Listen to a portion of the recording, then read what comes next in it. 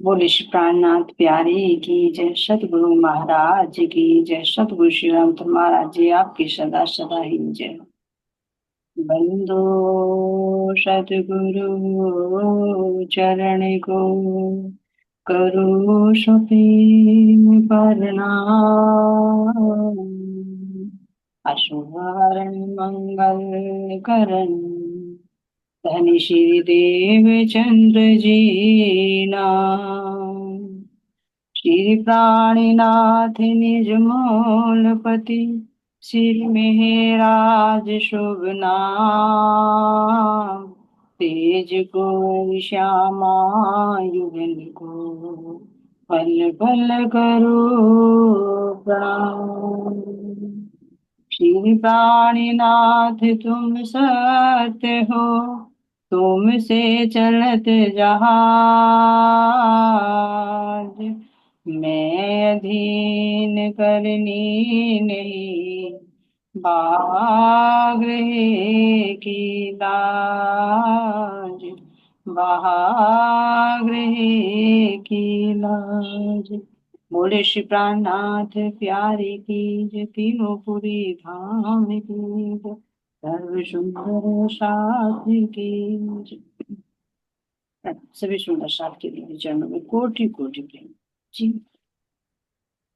चलते सुंदर शास्त्र जी की तक शायद की ओर। तो कल हमने खम्बात की प्रेम बाई की लेखक सुनी कि कैसे उन्होंने भोग लगाया, जिस भोग से महाराज जी का भी मोक्ष हो गया। तो यानी उसका भाव यही था कि यदि सच्चे हृदय से धाम धनी को कुछ भी समर्पित किया जाता है, भले ही ये जड़ पदार्थ वहां तक नहीं पहुंचते, लेकिन हृदय का जो प्रेम है उस प्रेम को भी अवश्य स्वीकार कर।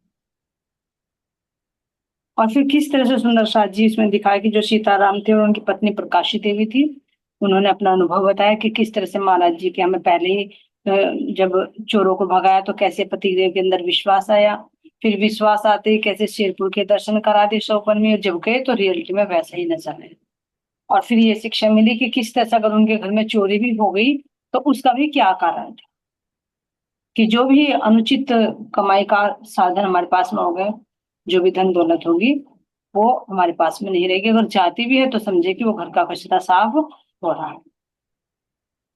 क्योंकि इस चीजों को हम निगेटिव में ले जाते हैं कि भाई हम आश्रम में चले गए थे और ऐसा हमारे यहाँ चोरी हो गई। मन ना जाने मन कितनी कल्पनाएं खड़ी कर देता है, हमने ऐसा नहीं किया तो ऐसा हो गया होगा।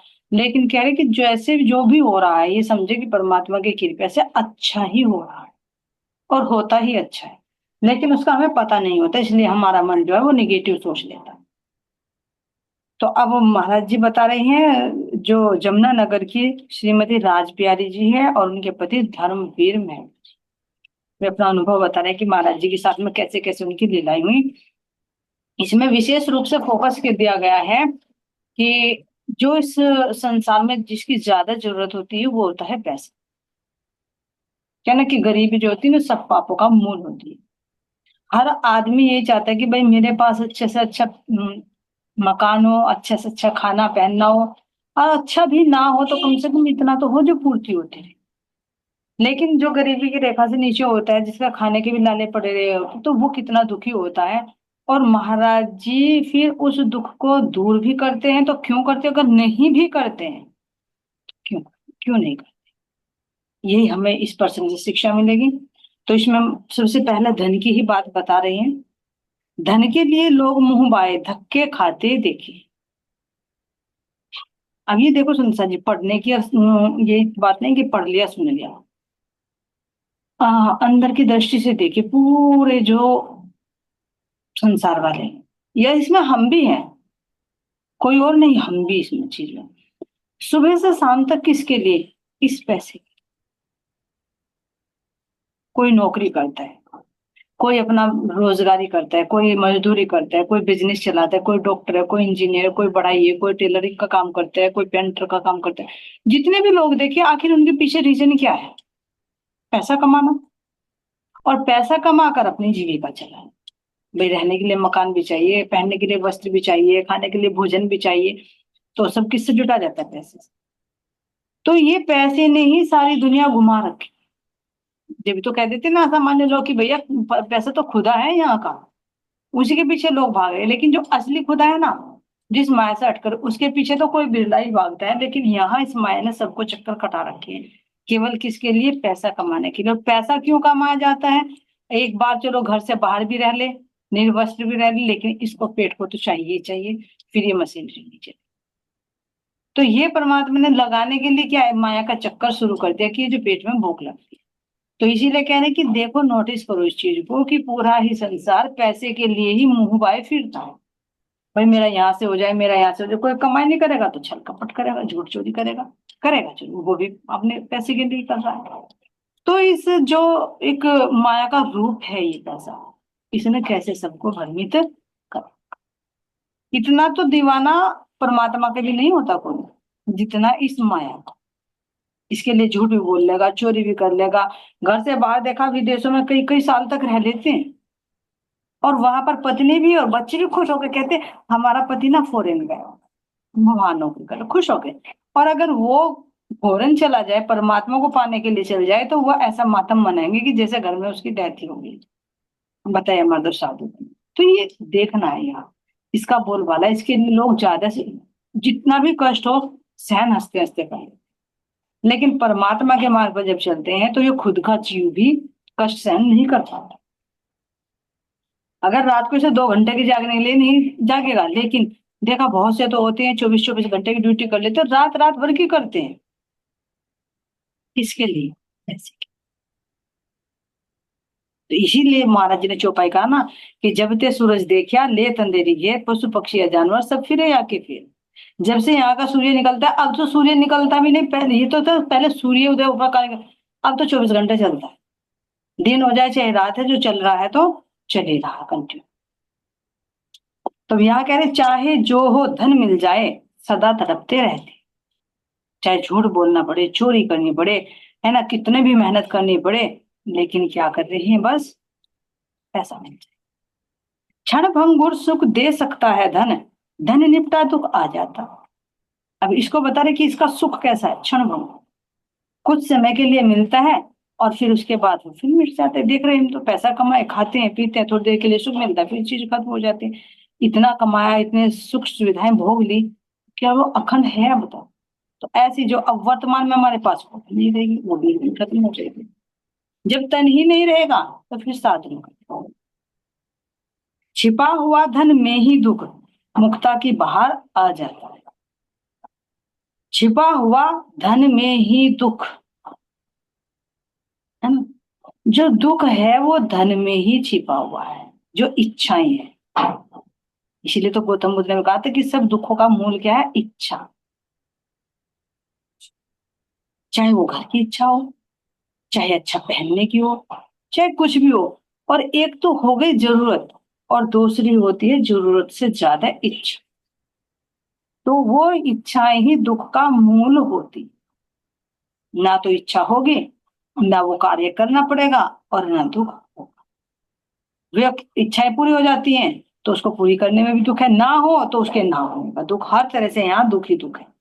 तो कह रहे हैं घूम रहा धन के संग दुखड़ा, इस धन का फिर क्या करें? जिस धन के साथ में दुखड़ा घूम रहा हो, उसका क्या करें? एक तो धन यहाँ का हो गया, एक हो गया पार्लियामेंट। बहुत धन लाए धनी धाम से विध विध के प्रकार, पर जब मैं तो लिया तो तारतम सबका सार। जो असली धन है, जो धाम धनी लेकर आए हैं, है ना, उसमें तो से पूछे तो लेते लेते भी सुखी लगता है, आनंद ही आता है। उसको लगेगा दुख जिसको अच्छा नहीं लगता। अभी क्या है, मान लीजिए अगर हम ध्यान में बैठे, हमें कुछ अनुभूति हो रही, तो क्या उसमें हमें आनंद नहीं आएगा? आनंद आएगा तो तभी ध्यान में बैठ पाओगे। अब तुम्हें कहे कि भाई रात 2:30 बजे भी तुम्हें चर्चा चलेगी, तो क्यों कह रहे हो? क्योंकि हमें आनंद आ रहा है ना उसमें। और जिसको इंटरेस्ट नहीं, वो तो समय होने के बावजूद भी नहीं बैठ पाएगा। तो ये तो हो गया आत्मिक धन। और लौकिक धन, लौकिक धन के लिए कोई परवाह नहीं करता कि भाई दोपहरी हो रही है, या सुबह हो रही है, शाम हो रही है, या तू बीमार है। बीमार बीमार भी ड्यूटी करते हैं, देखा है। दवाई ले लेंगे, पैर में कोई फ्रैक्चर हो गया, अरे भाई कोई बात नहीं, बांध लेंगे, ड्यूटी पर तो जाना ही है। ये देखो, यानी कितनी दृढ़ता है हमारी। तो महाराज जी बता रहे हैं कि जिसके दुख में, जिस धन के मूल में ही उसके संग संग में दुखड़ा हो, कमाते हुए भी दुख, फिर भोगते हुए भी दुख, और यदि नष्ट हो जाए तो भी दुख, और खो जाए, चोरी हो जाए तो भी दुख। पाने में भी दुख, भोगने में भी दुख, जाने में भी दुख, होने में भी दुख। उसके संग संग ही दुखड़ा घूम रहा है, तो इस धन का फिर क्या करना। मरे हुए तो वैसे ही हैं, इसके साथ नहीं मरना। कह रहे कि मरे हुए तो हैं ही, लेकिन इस धन को लेकर और मरना। ध्यान कैसे सुंदर जी, ये नहीं कह रहे महाराज जी कि जो तुम्हारे पास में है इसको फेंक दो, ये तुम काम करना बंद कर दो कि भाई इसके साथ में दुख रहा है। नहीं, जितना जरूरत का है और जितना उचित है उतना तो आवश्यक है, कमाना भी अपना कर्तव्य है। लेकिन जरूरत से ज्यादा इतने ना डूब जाए, इतने ना बिजी हो जाए कि हम एक घंटा अपने लिए भी ना निकाल सके, अपने परमात्मा को भी याद करने की फुर्सत ना हो। इतनी इच्छाएं नहीं बढ़ानी, इतना माया में नहीं डूबना। जितना जरूरत की है उतना ले, और बाकी समय अपने परमात्मा की तरफ को लगाए। ये महाराज जी यहाँ पर बताना चाहते। अब ये कह रही है कि भाई मेरा नाम क्या है, राज प्यारी है, और मेरे पति का नाम धर्मवीर मेहता है। इसमें झूठ नहीं तिल भर भी, हमें गरीबी ने हम गरीबी के हैं घेरे में, और सभी जतन करते हैं अपना छुटकारा दुख से। भाई जैसे सब करते हैं कि भाई मैं बहुत गरीब हूं तो इस गरीब से छुटकारा मिले, इसलिए वो पैसा कमाता है, तो इसलिए कह रहे कि इसमें कोई शक नहीं है, ना मैं झूठ बोल रही हूँ कि मैं भी बहुत गरीब थी।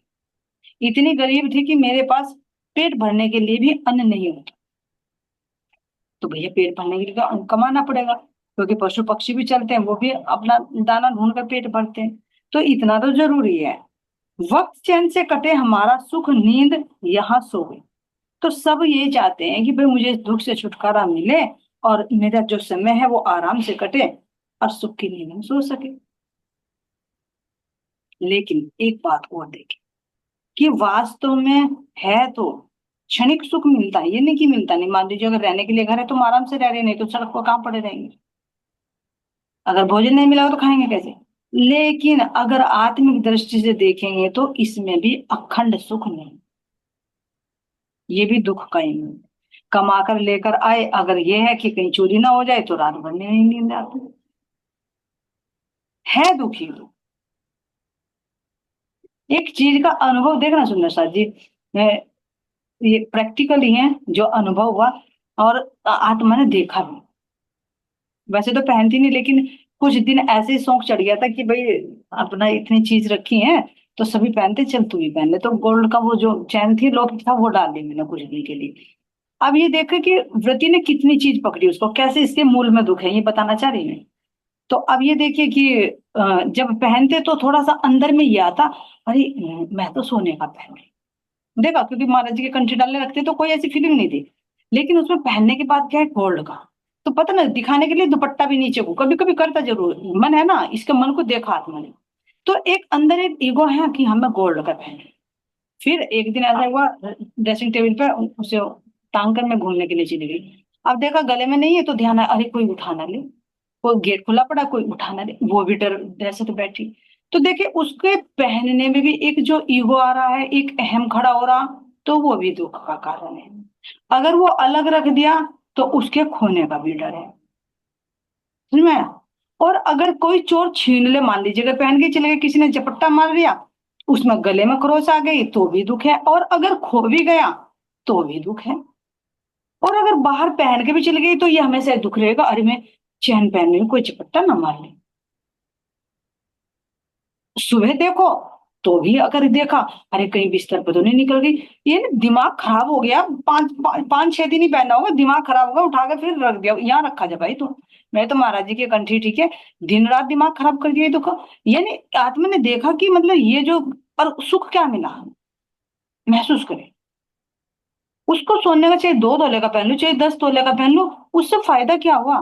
कुछ भी फायदा नहीं हुआ। मैं अपना अनुभव होता है, एक वृत्ति भर भी फायदा नहीं हुआ। बस थोड़ा सा ये हुआ कि लोग देखेंगे और अच्छा कहेंगे, बस सोना एक दिखावा। अंदर रियलिटी है जो अंदर है, बोले क्योंकि ये अनुभव हुआ। एक दिखावा तो जरूर है, लेकिन उस दिखावे के पीछे भी एक ईगो पैदा होता है, अंदर में एक अहम भाव आता है, अहंकार, कि भाई मैं इतनी अमीर हूं और मैं सोने का पहनी, और लोग देख कर कहेंगे तो उसमें और प्रशंसा होगी। देख महसूस किया ना, कोई कहेगा हाँ बहुत सुंदर है, तो अंदर अहंकार आएगा। और अगर किसी ने कह दिया अरे मेरे पे तो इससे भी भारी है, तो वो मन दुखी हो जाएगा। तो यानी चाहे पूरब से देखे, चाहे पश्चिम से, चाहे उत्तर से, दक्षिण, दसों दिशाओं से देखे, तो इसके पीछे दुख ही दुख नजर आए। तो ये एक प्रैक्टिकल है। इसी तरह से हर हर चीज में। अब देखा है पहन का फायदा क्या है इस चीज का, जब इतनी बाधाएं आ रही हैं, अंदर में एक अहम भी खड़ा हो रहा, डर भी है, दहशत भी है हर तरह से, है ना, तो भैया खोने का भी डर, झपट्टा मारने का भी डर, कहीं टांग दे तो किसी के उठाने का डर, तो भैया तू यहाँ आराम से बैठा है। तो ये देखिए जब एक चीज से इतना हो रहा तो बाहर से इस धन में कितना दुख छिपा हुआ है, एक में नहीं है, हर चीज में। लेकिन ये भी नहीं हो सकता कि भैया जो हमारे पास है उसे बाहर फेंक दो तुम, वो भी रखना पड़ेगा। लेकिन जो अगर अपना रखा है तिजोरी में, तो ये है थोड़ा सा ये रहेगा हाँ भाई है, या बैंक में रख दो तो कि हाँ है, लेकिन जो तन पर आ जाए तो और ज्यादा दुख की बढ़ोतरी होती। तो यही कह रहे हैं कि सभी कह रहे हैं कि वक्त चैन से कटे हमारा, सुख नींद की यहाँ सोवे। भाई सुख चैन की नींद सोए, लेकिन क्या सो पाते हैं? नहीं सो पाते। अगर घर में ज्वेलरी तो यही रहेगा, जैसे अभी बताता कि वही चारपाई बिछाए खा उसके कमरे के सामने, कहीं रात को चोर ना आ जाए, तो नहीं सो पाते। जितना ज्यादा धन इकट्ठा होगा इतनी ही ज्यादा और सिरदर्दी बढ़ती है। इसीलिए तो महाराज जी छोड़ छाड़ कर चले गए, अरे कुछ भी नहीं, एक लंगोटा है, कोई लेगा तो ले जाएगा भाई तू। वो जो 16 आने मिले थे वे भी उस आदमी को दे देते, ला भाई तू तो संभाल, मुझे तो तेरे साथ जगन्नाथपुरी जाना है, अपने आप खर्चा करिए जहां तुझे। तो महाराज जी इस बंधन से दूर रहे। खोज तभी होती ऐसों की दुखों की जब पड़ती लात। कह रहे हैं कि यहाँ सभी सोते हैं, सोचते हैं भाई दुख से दूर हो और हम सुख चैन की नींद सोए, लेकिन इन दुखों की जब मार पड़ती है तो तब सतगुरु की खोज में चलता है जी। तब परमात्मा की खोज में चलता है, जब वो शांति से रह नहीं पाता। नहीं तो कह रहे कि दुख में तो सुमिरन करे और सुख में करे न सो कोई, और जो सुख में सुमिरन करे उसे दुख का है। तो जब दुखों की मार पड़ती है तो तब सतगुरु, तब परमात्मा याद आते हैं। और उससे भी पहले क्या आते हैं? साधु महात्मा ही याद आते हैं। भैया उससे पूछ ले, पंडित से पूछ ले, वो कुछ उपाय बता देगा तो मेरी गरीबी दूर हो जाएगी। लेकिन यहाँ की गरीबी अगर एक पल के लिए दूर हो भी गई तो फिर ना जाने कौन सी योनियों पड़ जाएंगे, फिर कहाँ से गरीबी दूर करोगे, कहाँ से घर बनाओ। लेकिन सतगुरु महाराज जी जब आते हैं तो वे इस दुख के मूल से ही इसको खत्म कर, इसका मूल भी क्या है? ये आवागमन के चक्कर में फंसना, इसको ही काट देते महाराज जी। कि बार बार दुखों से क्या छुटकारा पाएंगे, चल एक ही बार में तेरे इस सारे टुकड़े को खत्म कर देता हूं। तो ऐसे महाराज जी यहाँ पर कह रहे हैं। अब के यहाँ बता रहे हैं कि वर्ण कौन कौन जावे ऐसों पे जिनकी सुख से कटती रात। भाई जो सुख से रात कट रही है, दिन में आराम से रहे, तो कौन जाएगा साधु महात्माओं के पास? नहीं जाएंगे।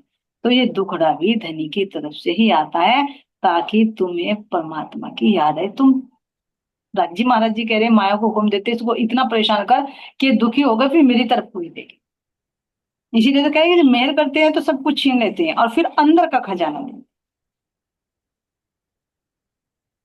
तो अब ये कह रहे हैं कि भैया हम पहले तो कहाँ थे? पंजाब में रहते थे, लेकिन अब पर्वत पर ग्लेशियर एक जगह है, वहां पर हम रहते हैं, हमारा ठिकाना है।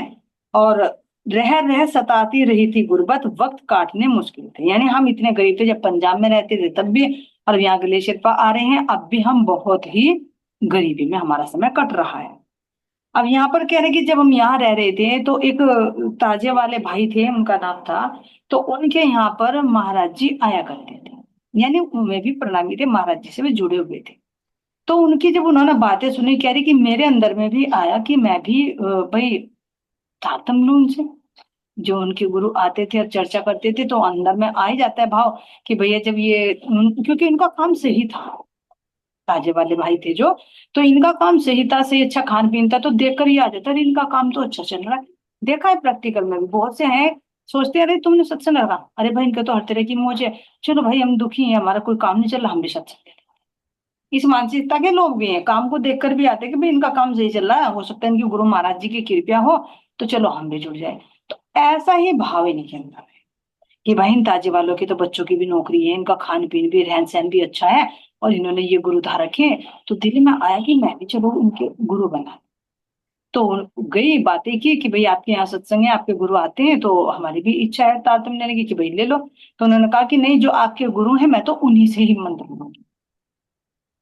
भैया जब वे आते हैं तो वे पूर्णात पूर्ण होंगे, जिनकी कृपा से तुम्हारा काम अच्छा चल रहा है, तो मैं भी उन्हीं से ही तारतम्य लूंगी। तो कह रहे हैं यहाँ पर कि जब मैंने उनसे कहा तो भाई जब इच्छा आई तो कुछ दिन के बाद हुआ कि महाराज जी आए और सुंदर साथ को लेकर आए, और उन्होंने वहां पर सत्संग भी किया।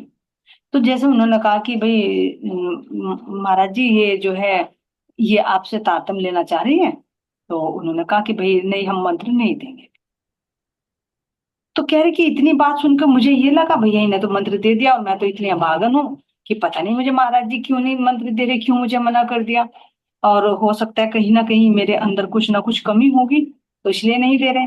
तो फिर पतिदेव तो मानते ही नहीं थे उनके, क्योंकि पति तो अधिकतर जो 99% बाद में ही मानते हैं, पहले महिलाओं को ही आगे चलना पड़ता है, माताओं को ही आगे बढ़ना पड़ता है धार्मिक कार्यों में, तब पति देव तो पीछे पीछे चलते हैं, है ना। हो सकता है लौकिक कार्य में तो हो जाते हैं शायद।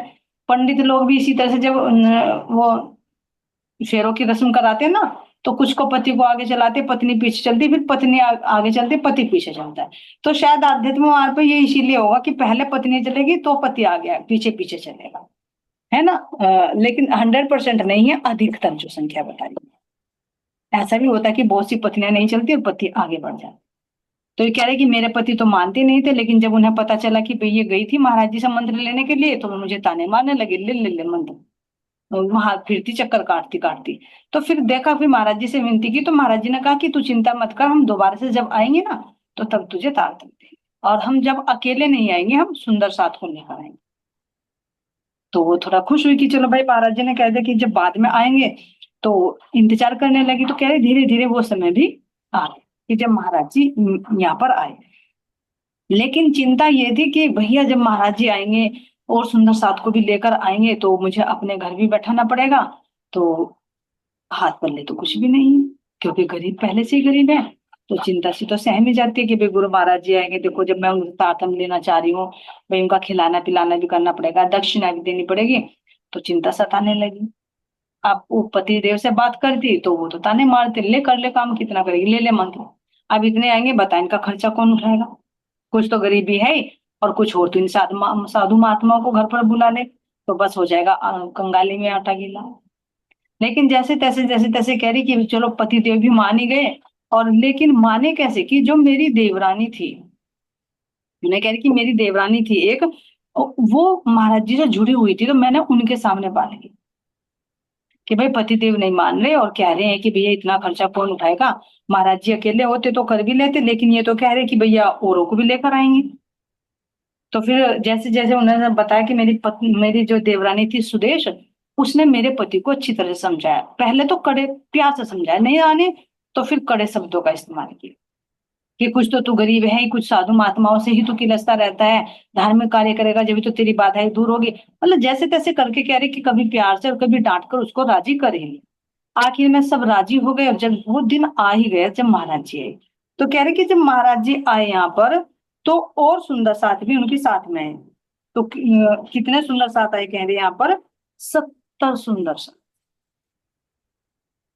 हम सोचे सुंदर साथ महाराज जी के साथ में 70 सुंदर साथ आए।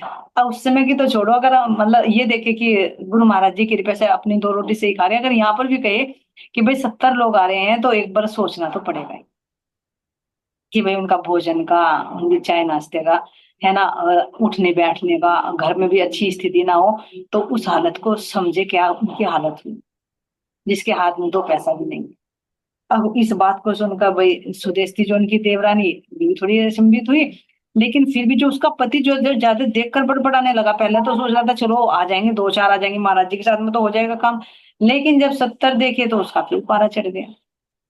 लेकिन सुदेश जी ने समझाया कि आप चिंता मत करो, जैसे तैसे होगा, महाराज जी जब आए हैं तो उनकी कृपा से सब कुछ अच्छा ही होगा, उनके कार्य में कोई बाधा नहीं आती, आप विश्वास करके।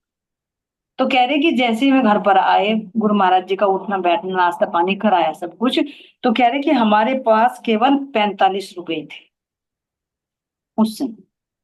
ज्यादा समय भी नहीं हुआ, लेकिन फिर भी 45 रुपए मायने रखते थे, क्योंकि जब 5-5 पैसे भी चलते थे, हमारे सामने भी चले 5 पैसे 10 पैसे, है ना। तो 45 रुपए कह रहे कि 45 रुपए में उनका नाश्ता वगैरह भी, और उनकी दक्षिणा भी, और भोजन भोजन भी, सब कुछ निपट गया। 70 लोगों का आराम से सब कार्य हो गया, सारा खर्च हो गया। तो इस तरह से कह रही कि जब महाराज जी स्वयं ही हमारे घर पर आए और उन्होंने आकर मुझे तारतम दिया, तो मुझे लगा कि सतगुरु की बहुत ही मेहर मुझ पर है कि इतने लोगों का इतने कम पैसे में काम चल गया। तो वास्तव में हम चलाने वाले नहीं, वो गुरु महाराज जी की ही कृपा है। उन्हें ये सेवा लेनी थी, इसीलिए तो वे बाद में वादा करके गए, नहीं तो तारतम तो तभी भी दे सकते थे। तो उन्हें आना था, तो मुझे लगा कि उन्होंने शायद विशेष ही हमारे पे मेहर की। अब जैसे कह रहे कि भाई तारतम तो मैंने ले लिया, लेकिन होते होते जब उनकी शरण में गई, तो अब वो तारतम लेते ही लगन तो लगती है, एकदम रंग तो चढ़ता है, भले वो धीरे धीरे कम हो जाएगी। कोई चल पाता है, कोई बीच में ही लटक जाता है, कोई कुछ दिन चलकर फिर रुक जाता है। तो कह रहे कि जैसे ही मैंने तारतम लिया, तो मैं तो महाराज जी की सेवा में लग गई, भजन कीर्तन में लग गई, ध्यान वगैरह में सब में लग गई।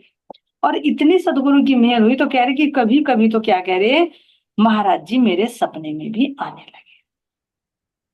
क्योंकि सबसे पहले तो ये देखो, ये होता है सबके साथ है, कोई एक ही नहीं, कि जब हमने तारतम्य लिया तो हमारी चलनी बहुत अच्छी थी। हम सुबह 4 बजे उठ जाते थे, ध्यान कर लेते थे, आरती पूजा कर लेते थे।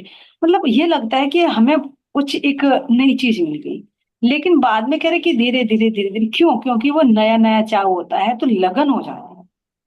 और जैसा फिर हम अंदर में सोचते रहेंगे, तो सौपन भी ऐसे ही बन जाता है। ये तो रियल है। लेकिन जब महाराज जी हाथ पकड़ते हैं ना, तो एक जीव को विश्वास दिलाने के लिए आड़े का लीलाएं करते हैं। तो यहाँ कह रही है कि मैं भजन ध्यान की मेरी दिनचर्या हो गई, और मैं गई चिपकती अपने में, कभी कभी आने लग गए महाराज जी भी सपने। पहले जो संसार के सपने देखती थी, तो कभी कभी महाराज जी भी रहने लगे। तो कह रहे कि एक दिन, एक रोज भोचक्की सी में रह गई जब देखी महाराज। जब एक बार कह रही कि मैं सपने में थी, और सपने में ये देखा कि जैसे मैं अपने चौक में बैठी हुई भोजन कर रही, तो महाराज जी आए।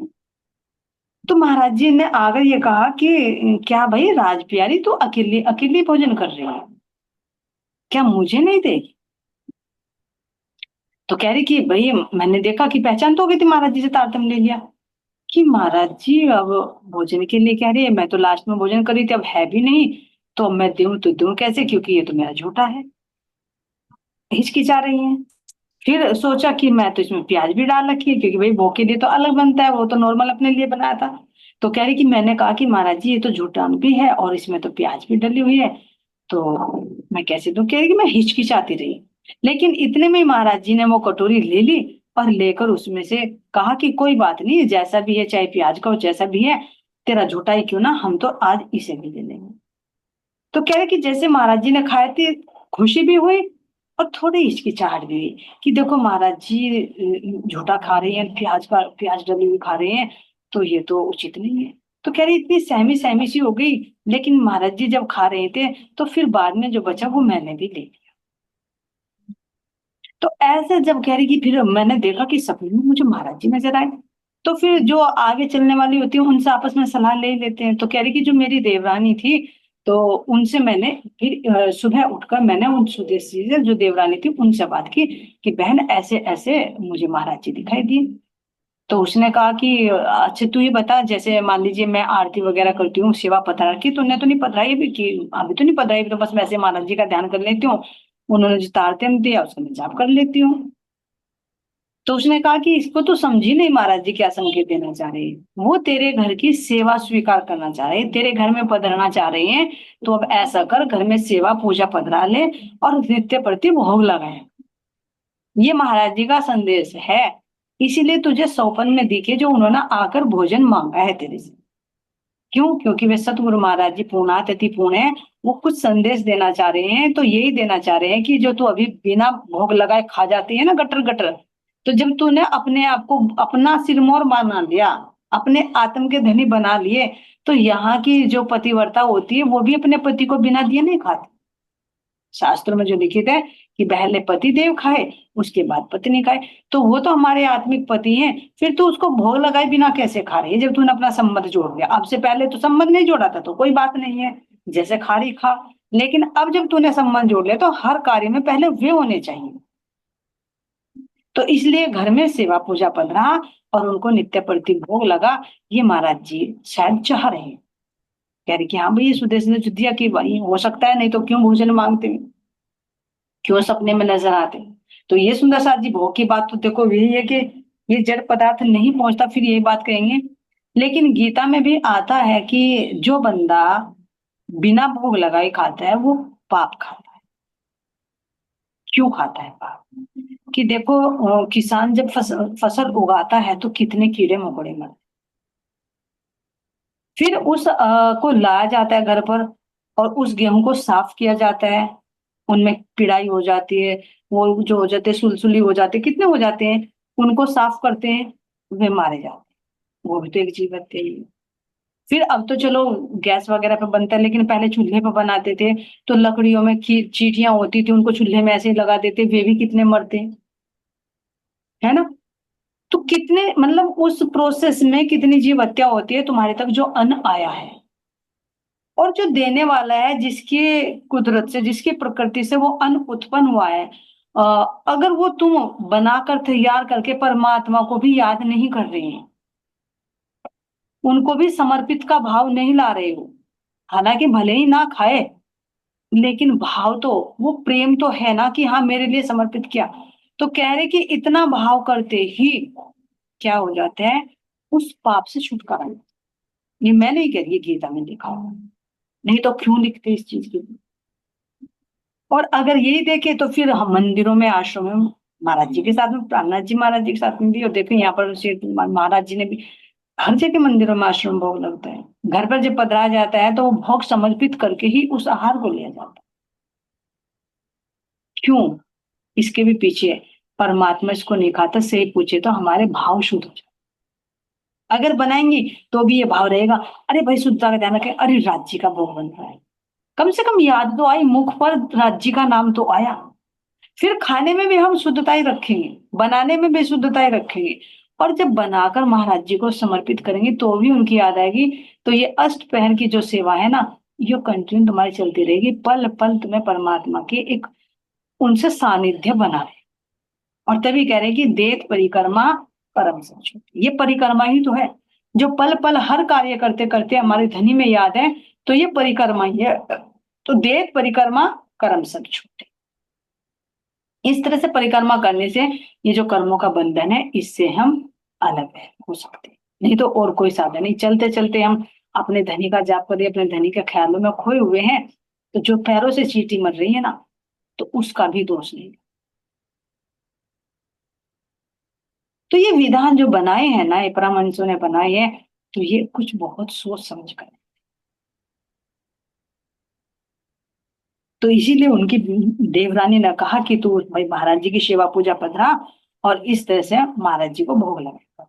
तो जैसे उन्होंने बताया, कह रहे कि मैंने फिर शुरू कर दी, महाराज जी का एक स्वरूप मंगाया, और मंगाकर फिर मैंने घर में आरती सेवा पूजा भोग जो भी बनाती मैं, वो सबको भोग लगाकर तभी मैं ग्रहण। तो कह रहे इस तरह से, कह रहे कि जब मैं भोग लगाकर ये करती, तो एक बार कह रहे हैं कि मैं बहुत ही ध्यान में बैठ, और ध्यान में बैठकर उन्हें कह रहे हैं कि क्या अनुभव हुआ। जैसे भाई भोग लगा लिया, आरती कर ली, और उसके बाद ध्यान में बैठ जाते हैं कि मैं ध्यान में बैठ गई, तो मुझे क्या हुआ कि जैसे मैं उसी ध्यान में शेरपुर पहुंच गई, और शेरपुर आश्रम में वहां पर भंडारे का प्रसाद बट रहा है। और जब मैंने देखा कि बहुत सारी भीड़ है, मैं पीछे बैठी हूँ, तो जो प्रसाद हलवे का बांट रहा था, तो महाराज जी ने कहा कि भैया एक सहरा है, उसको भी प्रसाद दो। तो जैसे ही बैठी कि मैं बहुत पीछे बैठी थी, और महाराज जी ने जैसे संकेत किया कि भाई एक सुंदर साथ रह रहा, उसको भी प्रसाद दो। तो जब मेरी तरफ इशारा किया, तो वो व्यक्ति जो बांट रहा था वो आया, और जब उसने प्रसाद दिया, मैंने हाथ किया, तो वो गरम गरम हलवा जो उसने मेरे हाथ पर रखा, तो रखते ही कह रहे कि मेरा ऐसा लगा कि मेरा ध्यान वो टूट गया। तो फिर मैं समझ गई कि महाराज जी का अब बुलावा है कि शेरपुर मुझे जाना है। तो ये देखिए सुंदर साथ जी, कुछ ना कुछ महाराज जी संकेत देते रहते। अब ये नहीं कि कोई है, ऐसे अनुभव स्टार्टिंग में होते हैं हर चीज में, क्योंकि आत्मा तो जागृत नहीं होती, उनके संकेत सीधे तो नहीं पकड़ती, लेकिन कभी सपने के माध्यम से, कभी ध्यान के माध्यम से वो समझ जाते हैं कि मुझे रूह को कैसे करना है। तो वे समझ गए कि मुझे शेरपुर जाना है, मेरे सतगुरु का बुलावा है। तो ऐसे कह रही कि फिर मेरा ध्यान टूट गया, मैं उठी तो मैंने प्लानिंग की कि मुझे शेरपुर जाना। तो ये घटना सुनो सा जी, आगे भी घटनाएं क्या उनकी आप भी थी, ये अगली मीटिंग में देंगे आपके लिए। बोले श्री प्राणनाथ प्यारे की जय, सतगुरु महाराज जी की जय, धाम के धनी की जय, सतगुरु श्री रामचंद्र महाराज जी आपकी सदा सदा जय।